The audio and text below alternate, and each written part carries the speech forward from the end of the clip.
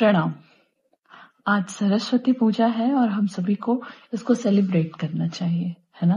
तो इसकी शुरुआत हम करते हैं एक श्लोक के साथ।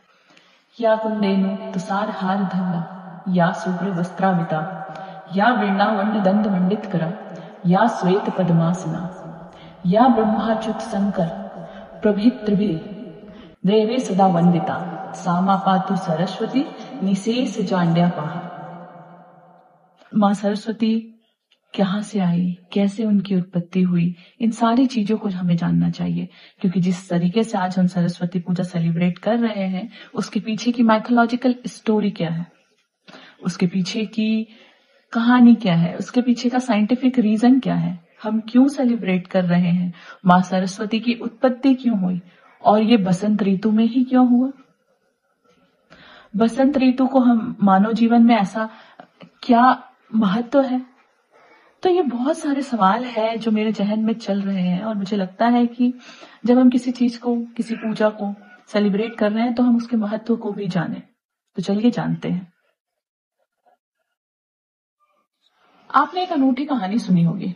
कहा जाता है कि माँ सरस्वती का जो जन्म है वो ब्रह्मा जी के मुख से हुआ है ना? सो माँ सरस्वती की उत्पत्ति के बारे में कहा जाता है कि ब्रह्मा जी के मुख से प्रकट हुई थी। उन्होंने सृष्टि में ज्ञान, संगीत और कला का संचार किया, जिससे कि संसार में व्यवस्था आई। बसंत ऋतु जिसे ऋतुओं का राजा माना जाता है, मानव जीवन के लिए बहुत उपयोगी है। इस समय मौसम सुहाना हो जाता है, फसलें पकने लग जाती हैं और चारों तरफ हरियाली आ जाती है। ये मौसम एक नई ऊर्जा, एक उत्साह का प्रतीक है, जिससे लोग अपने जीवन की नई शुरुआत करने के लिए प्रेरित होते हैं। एक अनूठी कहानी के तौर पे अगर हम माँ सरस्वती की उत्पत्ति को समझे तो आप जानेंगे कि एक बार भूमि पर ज्ञान का अभाव हो गया। तब सभी देवी देवताओं ने माँ सरस्वती से प्रार्थना की।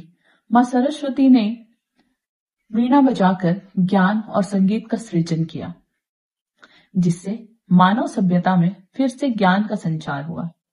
इस अनूठी कथा से हमें यह सीख मिलती है कि ज्ञान और संगीत का महत्व कितना गहरा है और इन्हें संजोकर हमें रखना चाहिए। माँ सरस्वती की पूजा करके हम विद्या, बुद्धि और कला में निपुणता की कामना करते हैं। और last a very important thing जो मैं हमेशा कहना चाहती हूँ, if you know about the mythological reason of anything, you just know the scientific reason of everything.